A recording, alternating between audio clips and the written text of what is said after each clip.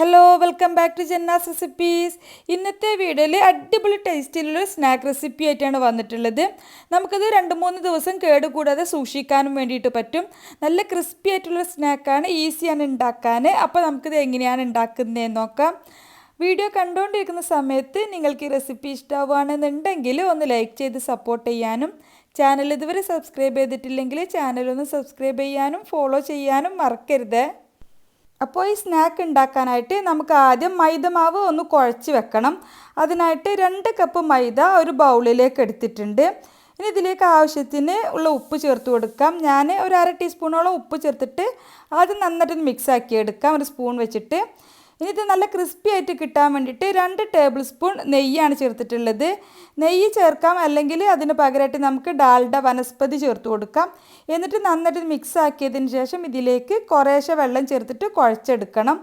നമ്മൾ ചപ്പാത്തിക്കൊക്കെ മാവ് കുഴക്കുന്ന അതേപോലെ തന്നെ കുഴച്ചെടുക്കണം. നമുക്കിത് പരത്തിയെടുക്കാൻ വേണ്ടിയിട്ടാണ്.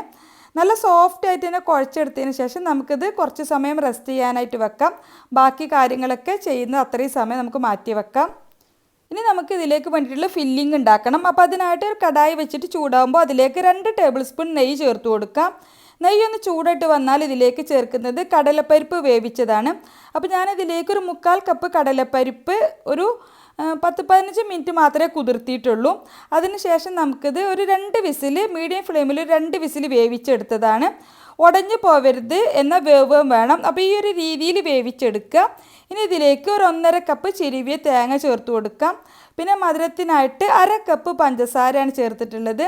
മധുരം നമ്മുടെ ഇഷ്ടത്തിനനുസരിച്ചിട്ട് കുറച്ച് മതിയെന്നുണ്ടെങ്കിൽ ഇതൊരു പാകത്തിനുള്ള മധുരമാണ് ഉള്ളത്. അപ്പോൾ കൂടുതൽ മധുരം വേണമെന്നുണ്ടെങ്കിൽ കുറച്ചുകൂടി 2 ടേബിൾ സ്പൂണൊക്കെ കൂടുതൽ ചേർത്ത് കൊടുക്കാം.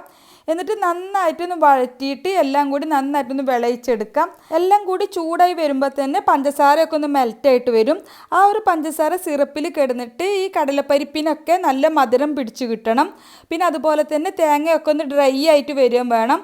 അപ്പോൾ നമ്മളിത് എത്രത്തോളം ഡ്രൈ ആക്കി എടുക്കുന്നോ അത്രയും ദിവസം നമുക്കിത് കേടുകൂടാതെ സൂക്ഷിക്കാൻ വേണ്ടിയിട്ട് പറ്റും.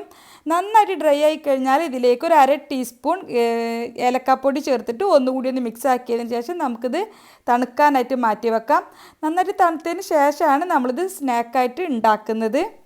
അപ്പോൾ ഈ ഫില്ലിംഗ് ഒന്ന് തണുക്കുന്ന സമയം കൊണ്ട് നമുക്ക് ഈ മൈദമാവ് ഒന്ന് പരത്തിയെടുക്കാം. വലുതാക്കി പരത്തിയെടുക്കാം. നമുക്ക് കൗണ്ടർ ടോപ്പിലിട്ടിട്ട് പറ്റുന്ന അത്രയും വലുതാക്കി പരത്തിയെടുത്താൽ പെട്ടെന്ന് കഴിയും. അപ്പോൾ ഞാൻ ഇതിൽ നിന്ന് ഒരു ബോൾ എടുത്തിട്ട് നമുക്ക് പറ്റുന്നത്ര വലുതാക്കിയിട്ട് പരത്തിയെടുക്കുകയാണ്.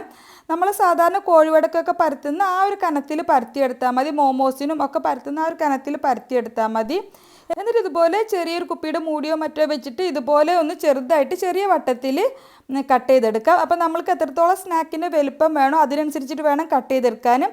ഇതൊരു പാകത്തിനുള്ള സൈസാണ്. അപ്പോൾ ഞാൻ ഈ ഒരു വട്ടത്തിൽ കട്ട് ചെയ്തെടുത്തിട്ടുണ്ട്. എന്നിട്ട് ബാക്കിയുള്ള എക്സ്ട്രാ വരുന്ന പീസൊക്കെ ഞാനൊന്ന് മാറ്റി വെക്കുകയാണ്. ഇനി ഇതിനുള്ളിലേക്ക് നമുക്ക് ഫില്ലിങ് വെച്ച് കൊടുക്കാം. 1 ടീസ്പൂൺ ഫില്ലിങ്ങാണ് ഇതിനകത്ത് കൊള്ളുന്നുള്ളൂ. അപ്പോൾ അതിനനുസരിച്ചിട്ട് വെച്ച് കൊടുത്താൽ മതി.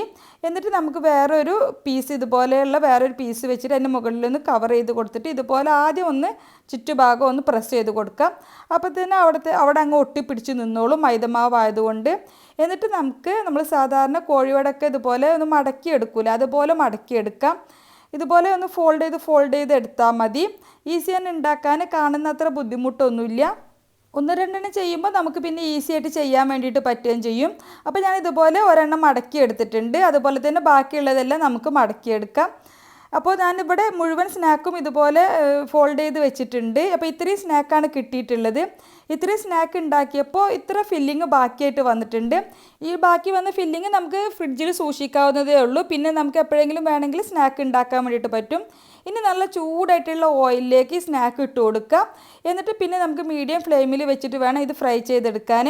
ഫ്ലെയിം കൂട്ടി വെച്ചിട്ട് പുറമെ പെട്ടെന്ന് ക്രിസ്പി ആക്കി എടുക്കരുത്. മീഡിയം ഫ്ലെയിമിൽ വെച്ചിട്ട് ഫ്രൈ ചെയ്തെടുക്കുക. അങ്ങനെ ആകുമ്പോഴാണ് നമുക്ക് നല്ല ക്രിസ്പി ആയിട്ട് കിട്ടുള്ളൂ. കുറച്ച് ദിവസം തണുക്കാതെ തന്നെ നമുക്ക് സൂക്ഷിക്കാൻ വേണ്ടിയിട്ട് പറ്റുള്ളൂ. ഒരു 2-3 ദിവസമൊക്കെ എന്തായാലും നമുക്കിത് പുറത്ത് ഫ്രിഡ്ജിലൊന്നും വെക്കാതെ തന്നെ സൂക്ഷിക്കാൻ വേണ്ടിയിട്ട് പറ്റും. നല്ല ടേസ്റ്റ് ആയിട്ടുള്ള സ്നാക്കാണ്. അപ്പോൾ നല്ല ഗോൾഡൻ നിറമാവുന്നത് വരെ ഇതുപോലെ നമുക്ക് തിരിച്ചു മറിച്ചും ഇട്ടിട്ട് ഫ്രൈ ചെയ്തെടുക്കാം. എണ്ണയിൽ നിന്ന് കോരി എടുക്കുന്നതിന് മുമ്പായിട്ട് ഫ്ലെയിം കുറച്ച് സമയം കൂട്ടി വെച്ചിട്ട് വേണം എണ്ണയിൽ നിന്ന് കോരി എടുക്കാൻ വേണ്ടിയിട്ട്. അപ്പോൾ നന്നായിട്ട് ക്രിസ്പി ആക്കിയതിന് ശേഷം മാത്രം എണ്ണയിൽ നിന്ന് കോരിയെടുക്കുക. ഇതുപോലെ തന്നെ നമുക്ക് ബാക്കിയുള്ള സ്നാക്കൊക്കെ ഫ്രൈ ചെയ്തെടുക്കാം. ഇത് പൊന്നാനിക്കാരുടെ സ്പെഷ്യൽ സ്നാക്കായിട്ടുള്ള കിടുതയാണ്. അപ്പോൾ ഇതിൽ നമ്മൾ വെറും തേങ്ങയുടെ ഫില്ലിങ് വെച്ചിട്ടും ഉണ്ടാക്കാറുണ്ട്. പരിപ്പ് കൂടി ചേർക്കുകയാണെന്നുണ്ടെങ്കിൽ പ്രത്യേക ഒരു ടേസ്റ്റാണ്. നല്ല ക്രിസ്പിയാണ്. അപ്പോൾ അതുപോലെ നല്ല ക്രിസ്പി ആക്കിയിട്ട് ഫ്രൈ ചെയ്തെടുക്കുക. നമുക്കിത് 2-3 ദിവസം കേടുകൂടാതെ പുറത്ത് തന്നെ സൂക്ഷിക്കാൻ വേണ്ടിയിട്ട് പറ്റുകയും ചെയ്യും. അപ്പോൾ ഇതുവരെ ഇതുപോലെ ട്രൈ ചെയ്ത് നോക്കിയിട്ടില്ലെങ്കിൽ തീർച്ചയായിട്ടും ട്രൈ ചെയ്ത് നോക്കുക. എന്നിട്ട് നിങ്ങളുടെ അഭിപ്രായം കമൻ്റായിട്ട് അറിയിക്കാൻ മറക്കരുത്. നിങ്ങൾക്ക് ഈ റെസിപ്പി ഇഷ്ടമെങ്കിൽ ഒന്ന് ലൈക്ക് ചെയ്ത് സപ്പോർട്ട് ചെയ്യാനും ചാനൽ ഇതുവരെ സബ്സ്ക്രൈബ് ചെയ്തിട്ടില്ലെങ്കിൽ ചാനലൊന്ന് സബ്സ്ക്രൈബ് ചെയ്യാനും ഫോളോ ചെയ്യാനും മറക്കരുത്. അപ്പോൾ ഇൻഷാ അല്ലാഹ് മറ്റൊരു അടിപൊളി റെസിപ്പിയുമായിട്ട് നമുക്ക് വീണ്ടും കാണാം. Thank you for watching.